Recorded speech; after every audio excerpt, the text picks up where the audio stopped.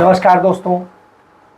हमारे एक आदरणीय भी हैं और बड़े ये कहेंगे आज के समय में हिंदू धर्म तो उसके भी एक बड़े विद्वान हैं और पढ़े लिखे हैं, यूनिवर्सिटी के अच्छे स्कॉलर्स में से रहे हैं, पंडित केशव कृपाल जी महाराज। और केशव जी जो है तमाम सारी चीज़ों, विद्वत्ता की चीज़ों और सब पर काम करते रहते हैं। और उसको लेके उन्होंने एक शब्द कहा, हमारी कुरूपता का इलाज यह नहीं है कि दूसरों की आंख फोड़ दो, दर्पण को तोड़ दो। हमारा इतिहास ही तो दर्पण है और नेत्र भी। तो यह बात जब वो कहते हैं तो बहुत सटीक आज बैठती है, क्योंकि आज यही हो रहा है कि जो कुरूप है वो दर्पण तोड़ देना चाहते हैं, वो पन्ने को फाड़ देना चाहते हैं और इसको करते हैं। इसका उदाहरण बताता हूं। 11वीं की किताब से एनसीईआरटी ने भारत के पहले शिक्षा मंत्री मौलाना आजाद साहब का, जो महान स्वतंत्रता संग्राम सेनानी थे, जिन्होंने जब धर्म के आधार पर देश बंट रहा था तो पाकिस्तान जाने की बजाय हिंदुस्तान रहना पसंद किया, हिंदुस्तान के लिए लड़ना पसंद किया और उन्होंने जिन्नाह को तमाम लानतें दी। सोचिए, उस शख्स का पन्ना वो फाड़ देते हैं, निकाल देते हैं, कोर्स से हटा देते हैं। जिसने इस देश में शिक्षा की नींव रखी, उस शिक्षा मंत्री का, जिसने ये एनसीईआरटी से लेकर के सारी चीजें जिस पर खड़ी हुई, वो उसकी देन थी। आईआईटीज बनाने में उसका योगदान था।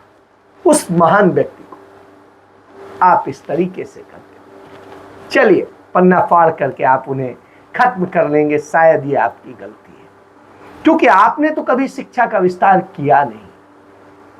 आपने तो नफरत का किया है, और उस नफरत का जिसमें सिर्फ और सिर्फ दूसरे को खत्म कर देने की मंशा होती है, ना कि उसे रचनात्मक सकारात्मक तरीके से निभाने की होती है। आज ही का एक उदाहरण, उत्तर प्रदेश में एक बच्चा है, था असद अतीक अहमद, एक जो लोकसभा सदस्य रहे, तमाम बार विधानसभा सदस्य रहे उत्तर प्रदेश में, और उन्हें माफिया माना जाता है। मैं भी इस पर मानता हूं कि वो दबंग थे और सब कुछ रहा है, और उनका एक बहुत बड़ा डर रहा है। शायद यही वजह थी कि वो उस फूलपुर सीट से चुनाव जीतकर लोकसभा पहुंचे थे, जिससे कभी पंडित नेहरू जैसे महान लोग पहुंचते थे। मैंने उस दिन लिखा था कि ये देश के लिए सबसे शर्मनाक दिन है कि उस सीट से ऐसे व्यक्ति को वहां की जनता जिता रही है। इसका मतलब है वहां की जनता जाहिल, गंवार और बदतर है कि एक सही कैंडिडेट नहीं चुन सकती। इतनी खराब हो गई है, तो यह स्थिति है। तो चलिए, जब इसी पे हम आगे बढ़ते हैं तो एक चीज आती है सामने कि जब अतीक अहमद ने जो अपराध किए, उनके बच्चे ने यदि अपराध किया, अभी तक कोई सबूत नहीं, यदि अपराध किया तो उसे आप गिरफ्तार कर दें। आप उसे गिरफ्तार करने में नाकाम रहे, फिर उसके बाद में आप तमाम कहानियां बताते रहे, और उसके बाद में आज उसको आपने मार दिया। हम सब जानते हैं, कई दिनों से चल रहा था, टीवी चैनल कह रहे थे कि 1-2 दिन में एनकाउंटर हो जाएगा, ये हो जाएगा, वो हो जाएगा, और हो गया। यह इस बात का सबूत कि आप हत्या करना जानते हैं, आप मार डालना जानते हैं, आप दर्पण तोड़ देना जानते हैं, आप उसमें सुधार नहीं कर सकते, आप उसे कानून के तहत सजा नहीं दिला सकते। आप तो सिर्फ यही कर सकते हैं, कहीं बुलडोजर चला सकते हैं, कहीं मार सकते हैं। क्यों? क्या आप इतने निकम्मे हैं कि उसके खिलाफ सबूत नहीं जुटा पा रहे हैं? क्या आपकी पुलिस और आप इतने निकम्मे हैं कि अदालत में प्रोसिक्यूशन नहीं कर पा रहे हैं? क्या आप इतने निकम्मे हैं कि अदालत में टाइमली सारी चीजें आप प्रस्तुत नहीं कर पा रहे हैं? और तब यदि अदालत ना करे तो आपसे उससे ऊंची अदालत से डायरेक्शन ला सकते हैं, शीघ्र सुनवाई के लिए फास्ट ट्रैक कोर्ट में जाने की आप बात कह सकते थे। लेकिन आपने तो ऐसा किया जो ये बताता है कि आप वास्तव में दिल दिमाग सबसे सिर्फ कातिल हैं, हत्यारे हैं, जो आपकी आदत रही है। महात्मा गांधी की हत्या आपने करी, आपने तमाम सारे उन निर्दोष लोगों की हत्या करी जिनका कोई दोष नहीं था। आपने तमाम सारे क्रांतिकारियों को मरवाने के लिए मुखबिरी करी। तो ये आपका इतिहास है, आप कर नहीं सकते। आप तो सत्ता के साथ खड़े हो सकते हैं। आप अंग्रेजी सत्ता के साथ खड़े थे, उसके चरण चुम्बन कर रहे थे, और आज जब आपके हाथ में सत्ता है तो आज भी आप कमोबेश वही कर रहे हैं। और जब वो कर रहे हो तो बात का यही आता है कि आप न्याय नहीं दे सकते। आप राम राज की बात करते हैं और राम के ही सिद्धांतों का कत्ल करते हैं। यही आपका चरित्र है, क्योंकि आप सिर्फ राम को बेचना जानते हैं, आप धर्म को बेचना जानते हैं, करना नहीं। और जो इस पे ताली बजाते हैं, मुझे उन पे शर्म आती है कि किस तरह के सोच के लोग हैं। यदि सच सोच के लोग हैं तो इनका भी हश्र यही है। आप बताइए, योगी आदित्यनाथ के खिलाफ 3 दर्जन मुकदमे थे।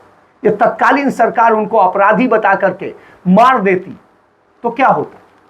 घोर अपराधी थे, अपने मुकदमे आप ही ने खत्म कर दिए, वापस ले लिए सरकार, दूसरे को आप अपराधी बताते हैं।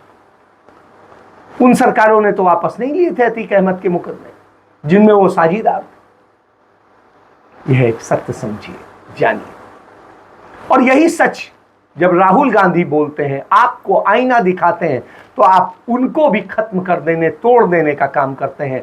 आज उनके खिलाफ जो सजा सुनाई गई थी सूरत की कोर्ट में, उसमें बहस चल रही है कि कैसे आपने गलत सजा सुनाई है और कैसे साजिश रची गई है और यह कानून के खिलाफ है। इन सारी बातों पे बहस चल रही है, नतीजे जो भी आएंगे। लेकिन एक बात कहता हूं, उसके पहले तमाम सारी चीजें चोर मचाए शोर वाली स्थिति है कि सावरकर के पोते ने जाके एक मुकदमा कर दिया। और आप देखिए, जिस तरह मैं आपको बताऊं, गांधी सरनेम के मामले में राहुल गांधी ने जो कहा वो एक सवालिया निशान था कि आखिर ये जितने चोर हैं उनके नाम मोदी ही क्यों होते हैं।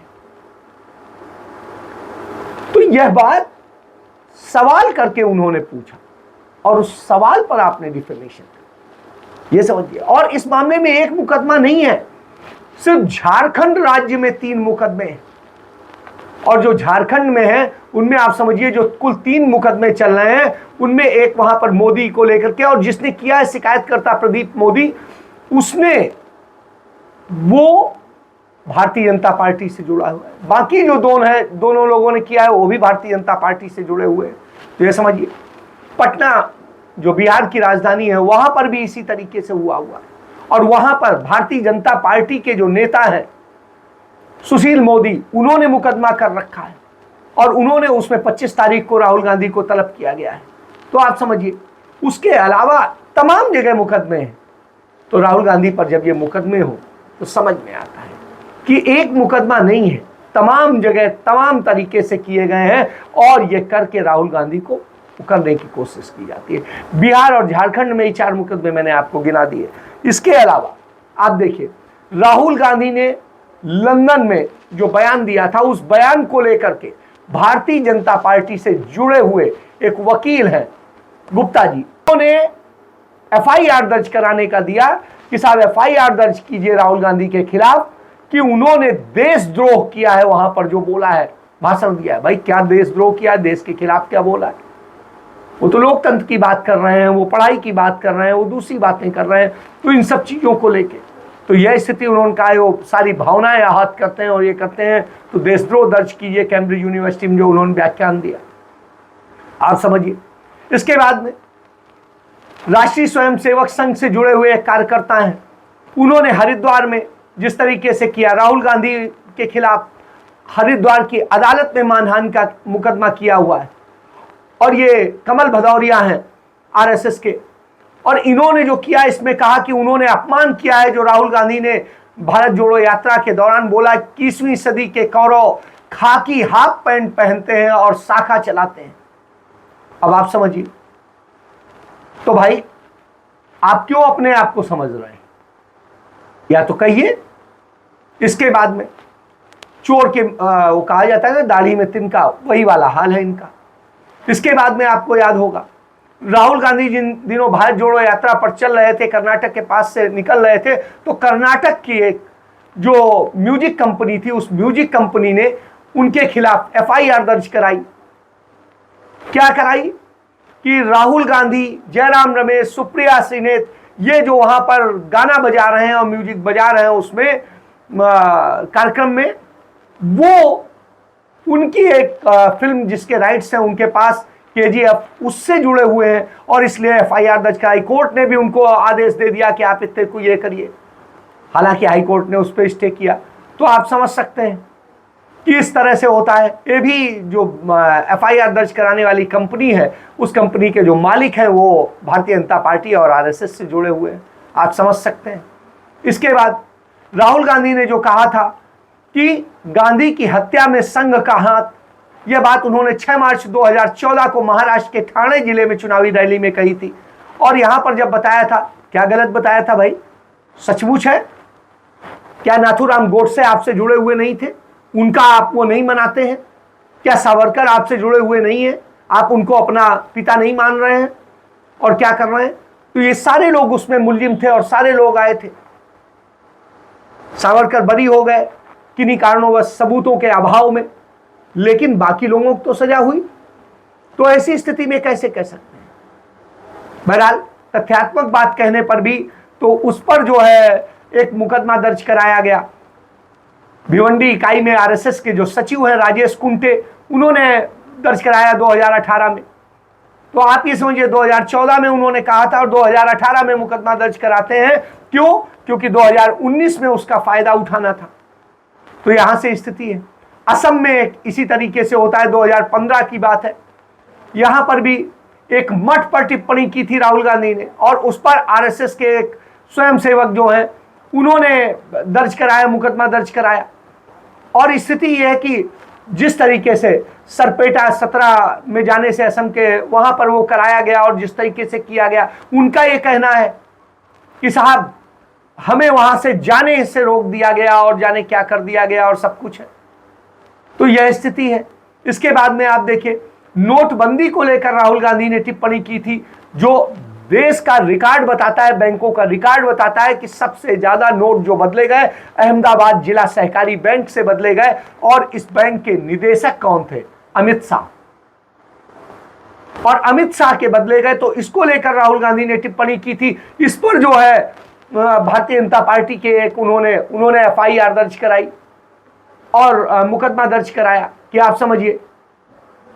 तो राहुल गांधी ने इस पर ट्वीट किया था, बस उस पर ये हो गया, ये स्थिति है। उन्होंने ये कहा था कि अहमदाबाद जिला सहकारी बैंक के निदेशक अमित शाह को बधाई, पुराने नोटों को नई दौड़ में बदलने में आपके बैंक को प्रथम पुरस्कार मिला 750 रुपए। तो आप समझ सकते हैं। फिर इसके बाद आपको याद होगा राफेल मुद्दे पर 2018 में जब राहुल गांधी बता रहे थे, उसके सच बता रहे थे, तो उस समय भाजपा नेता महेश श्रीमल ने जो है दर्ज कराया और यह मुकदमा दर्ज कराया महाराष्ट्र में। तो यह स्थिति है। इसके बाद में आइए आप, संघ का कारवां देती है विरोधियों की हत्या। तो संघ जो है विरोधियों की हत्या करवा देती है। फरवरी 2019 में राहुल गांधी और सीपीआईएम के नेता सीताराम येचुरी गए थे और इन दोनों के खिलाफ यह मुकदमा दर्ज किया गया। यह मुकदमा महाराष्ट्र के आरएसएस कार्यकर्ता ने, वकील जो है घृतिमान जोशी, उन्होंने दर्ज कराया। घृतिमान जोशी ने याचिका में कहा कि पत्रकार गौरी लंकेश की हत्या के मामले में 24 घंटे के बाद राहुल गांधी ने बयान दिया था कि कोई आरएसएस और भाजपा विचारधारा के खिलाफ बोलता है तो उसे चुप कराने की कोशिश की जाती है और उस पर दबाव डाला जाता है, उसे पीटा जाता है, उस पर हमले कराए जाते हैं, यहां तक कि उसे जान से मार दिया जाता है। तो बताइए क्या गलत कहा था? सच्चाई यही है, यही हो रहा है। उसके बाद में आप ये कर देते हैं। तो इससे आप समझ सकते हैं। इसके बाद में भाजपा नेता अमित शाह पर एक टिप्पणी के मामले में अहमदाबाद से भाजपा के एक पार्षद हैं कृष्ण वदन ब्रह्म भट्ट, उन्होंने 2019 में एक मुकदमा दर्ज कराया। कहा कि साहब इस तरीके से अमित शाह और इन सबको लेकर कि अमित शाह को हत्या का आरोपी उन्होंने बताया था, इसलिए सोहराबुद्दीन से फर्जी मुठभेड़ मामले में अमित शाह जेल में बंद रहे थे, उनका ये सारा मामला था, तो उसमें क्या गलत कहा था भाई? हत्या के आरोपी तो थे ही, ठीक है बरी हो गए, वो अलग विषय है, और बरी हुए क्या हुए कैसे हुए इस पे मैं नहीं जाऊंगा, लेकिन चलिए बरी हो गए, लेकिन हत्या के आरोपी तो थे, दोषी थोड़ी ना कह रहे हैं।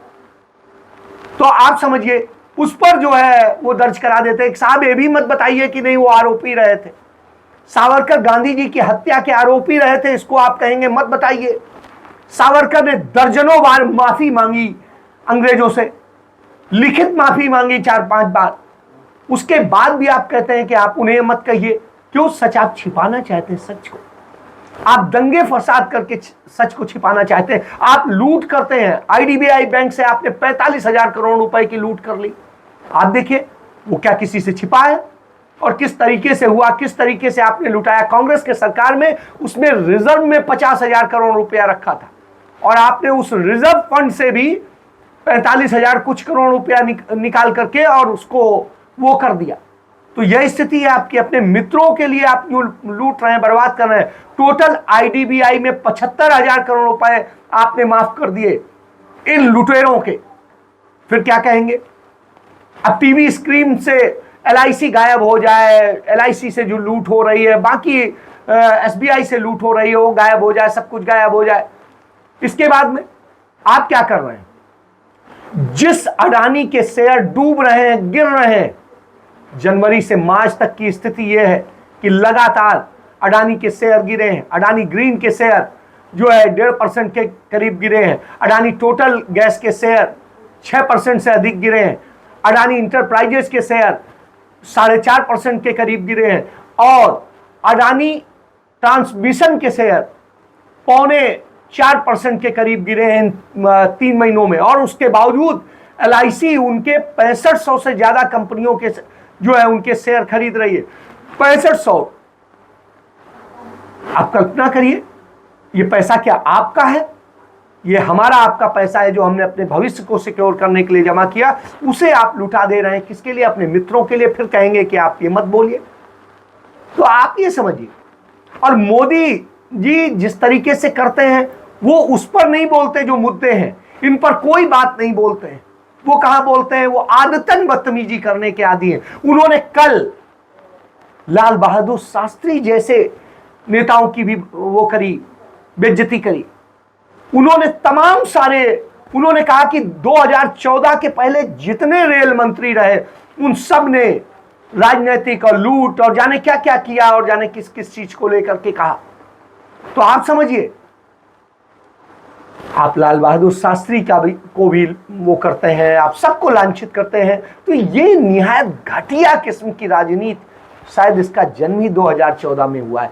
इसीलिए इस घटिया राजनीतिक रूप से जो स्वतंत्रता आई है वो 2014 में आई है। यही न्यू इंडिया है, जहां लूट करिए, लूट को छिपाने के लिए दूसरे ड्रामे खड़े कीजिए। अतीक हो गया, उसका बेटा मार दिया, ये कर दिया, वो कर दिया, इन पे बहस करेंगे, इन पे चैनल्स इस पे पूरे टाइम चलेंगे और लूट होती रहेगी। या फिर चलेगा कि राहुल गांधी को सजा हो गई, राहुल गांधी के खिलाफ नया मुकदमा हो गया, ये हो गया। आप कुछ कर नहीं सकते तो आप ये करते हैं और इतिहास को मिटाने की कोशिश करते हैं। हालांकि इतिहास आप मिटा नहीं पाएंगे, क्योंकि दुनिया का इतिहास तो आप नहीं मिटा सकते। आप अपने हिंदुस्तान में भले कुछ बदलाव करो, कितना छिपाओगे, दुनिया तो सच जानेगी। हम यहां नहीं, जाके ऑक्सफोर्ड में जाके हिस्ट्री पढ़ लेंगे, हम जाकर के हार्वर्ड में पढ़ लेंगे, हम जाके कैम्ब्रिज में पढ़ लेंगे, और तभी वहां के बच्चे सबसे अच्छे होते हैं। और तभी यहां की व्हाट्सएप यूनिवर्सिटी के लोग सबसे रद्दी गोबर दिमाग होते हैं और यही देश की बर्बादी का कारण बन रहा है। तो गोबर दिमाग जब सत्ता संभालेंगे तो यही होगा, कानून का शासन नहीं, नफरत और हत्या का शासन होगा, लफंगों का शासन होगा, गुंडों का शासन होगा। यह आज देश प्रदेश आपने बना दिया है। इसके लिए आपको बहुत बहुत धन्यवाद कि आप इस देश का बेड़ा गर्क कर रहे हैं। बहरहाल सच बताना हमारा काम है, हमने बताया। सच को जानना आपका काम है, आप जानिए, नहीं जाने आपका परिवार, आपका भविष्य, आपके बच्चे बर्बाद होंगे। क्योंकि नौकरियों के अब जो ज्वाइनिंग पत्र हैं वो प्रधानमंत्री, मुख्यमंत्री बांट रहे हैं, मंत्री बांट रहे हैं।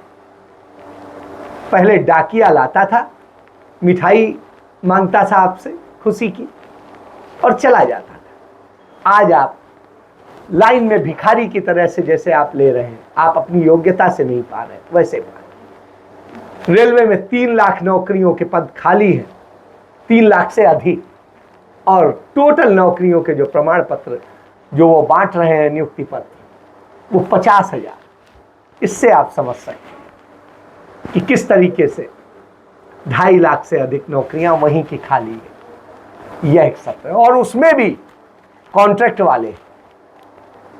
तो जय हो मोदी राज की। जय हिंद, जय भारत, वंदे मातरम।